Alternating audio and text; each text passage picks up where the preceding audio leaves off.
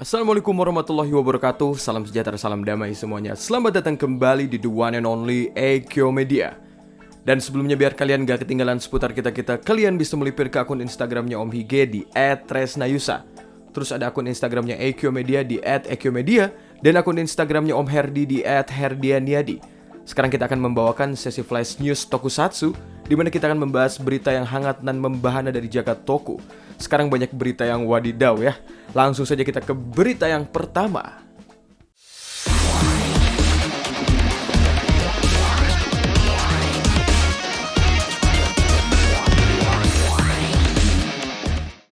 Di berita yang pertama ini ada berita mengenai Mayu Yokota yang akan memainkan peran Luna versi dewasa dalam Super Hero Senki. Pada 11 Juli, Toei mengungkapkan bahwa Mayu Yokota akan memerankan Luna dewasa dalam film ulang tahun ganda Super Hero Senki yang akan datang. Luna adalah teman masa kecil protagonis tokoh Kamen Rider Saber yakni Toma Kamiyama yang diperankan oleh Shuichiro Naito yang tersedot ke dalam pusaran. Hal itu terjadi ketika Sword of Logos memulai perang mereka dengan Megiddo. Keberadaannya tidak diketahui, tetapi nampaknya dia akan dapat bertemu Toma lagi sebagai orang dewasa dalam peristiwa Super Hero Senki. Komentar Mayu Yokota dalam perannya ini adalah, ketika saya mengambil peran sebagai Luna versi dewasa, saya menonton semua episode Kamen Rider Saber sampai sekarang dan menyadari betapa pentingnya peran Luna. Saya ingin memerankan Luna sedemikian rupa sehingga tidak akan merusak impian para penggemar tokusatsu. Terlebih para penggemar Kamen Rider ya, dan juga tidak akan mempermalukan Miku Okamoto yang memerankan Luna versi anak-anak. Super Hero Senki tayang perdana di bioskop Jepang pada tanggal 22 Juli mendatang. Oke, jadi guys, kita lanjut lagi ke berita kedua yang cukup wadidaw. Jadi ini adalah kutipan wawancara si Big Boss Shinichiro Shirakura yang membahas warisan Super Sentai dan juga Kamen Rider. Ingat ya, kita cermati poinnya bersama dan juga curhatan dari Obos ini. Sepertinya beliau mendengar semua protes dan curhatan kita para toku fans maupun fans toku internet semua dimanapun kita berada ya. Dan langsung saja ini adalah wawancaranya. Oke, sejarah kecerdasan ini mulai terbangun dan popularitas semakin meningkat kan. Seri Kamen Rider ditayangkan perdana pada tahun 1971. Seri pertama dengan nama yang sama juga memicu apa yang kita sebut sebagai pahlawan Henshin. Hal ini booming dengan rating pemirsa melebihi 30%. Demikian pula seri Super Sentai pertama seperti Himitsu Sentai Go Ranger yang ditayangkan perdana pada tahun 1975. Meski kedua serial tersebut sudah ada sejak lama, namun tidak selalu berhasil kan. Ada lika-liku dalam sejarah mereka masing-masing dan terus berlanjut hingga hari ini. Ada sepi, ada rame. Dan masalahnya pada serial Kamen Rider dan juga Super Sentai berjalan dalam cobaannya yang hampir membawanya gagal berkali-kali. Shinichiro Shirakura berkata yang pertama di reboot dan yang terakhir dan berakhir juga pulih katanya. Dan angin segar datang dari serial yang dikenal sebagai Power Rangers, pengadaptasian dari Amerika. Setiap tahun tim produksi bertanya pada dirinya sendiri bagaimana menghidupkan kembali popularitas hal ini, membangun kecerdikannya, dan disinilah kita sekarang.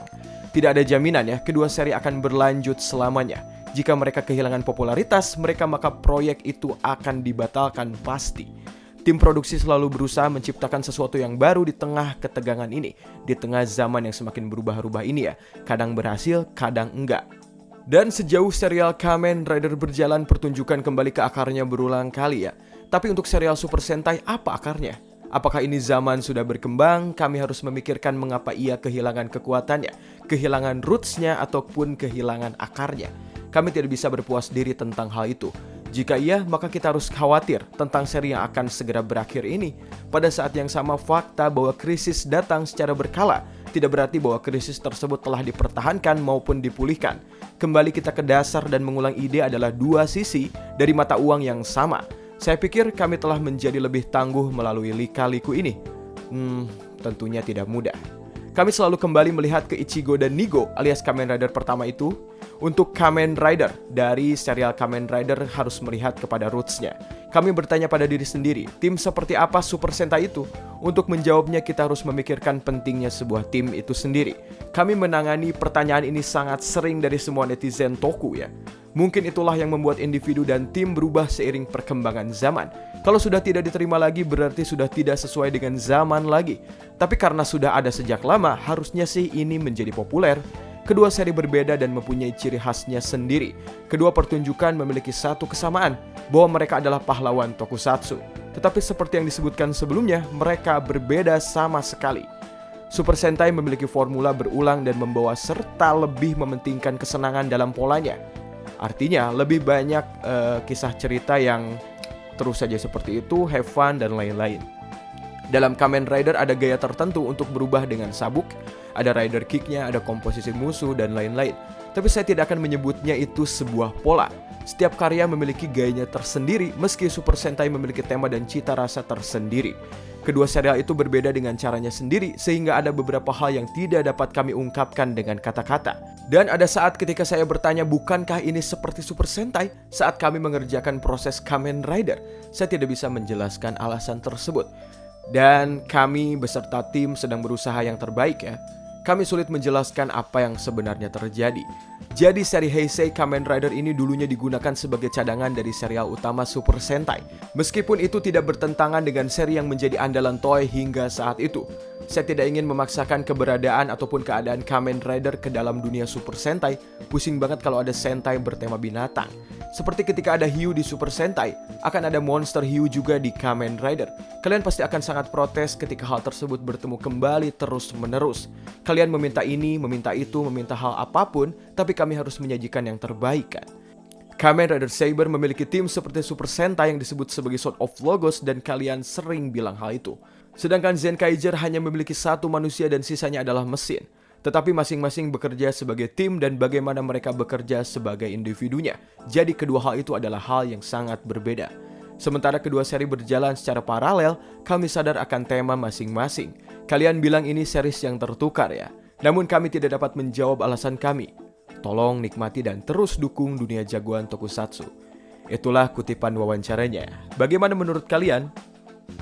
Dan di berita ketiga ada Koichi Sakamoto yang mengungkapkan detail dari Ultraman Trigger. Kalian menyukai episode perdana dari Ultraman Trigger kan? Sutradara seri Koichi Sakamoto telah memberikan detail lebih lanjut tentang serial ini. Yuk kita dengarkan. Jadi semua informasi tambahan ini diberikan oleh The God of Tokusatsu League selama wawancara berlangsung. Dan inilah semua detailnya.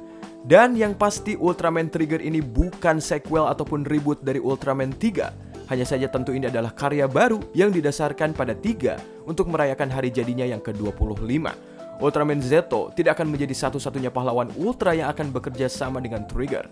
Lebih banyak Ultraman juga akan muncul dalam serial ini, ungkap Koichi Sakamoto. Dan Circle Arms ini bukan hanya senjata, ini akan memiliki bagian dalam pada cerita utamanya. Koichi Sakamoto juga mengatakan bahwa selain Trigger, ini bukanlah sequel ataupun reboot. Dia menginginkan generasi baru penggemar yang tidak tahu tentang 3, tahu tentang Ultraman 3 itu sendiri. Sepertinya Trigger sedang menuju ke hal-hal yang sangat besar. Mari kita doakan saja semoga Ultraman Trigger terus mengalami kenaikan dalam hal kualitasnya. Pokoknya terima kasih telah menonton, mohon maaf kalau terjadi kesalahan dalam pengucapan maupun data yang kami sebutkan tadi. Sekali lagi jika ingin terus berhubungan dan dekat dengan kita, kalian bisa melipir ke akun Instagramnya Om Hige di @tresnayusa. Terus akun Instagramnya Ekyomedia di @ekyomedia dan akun Instagramnya Om Herdi di @herdianiadi. Sampai jumpa di video berikutnya. Wassalamualaikum.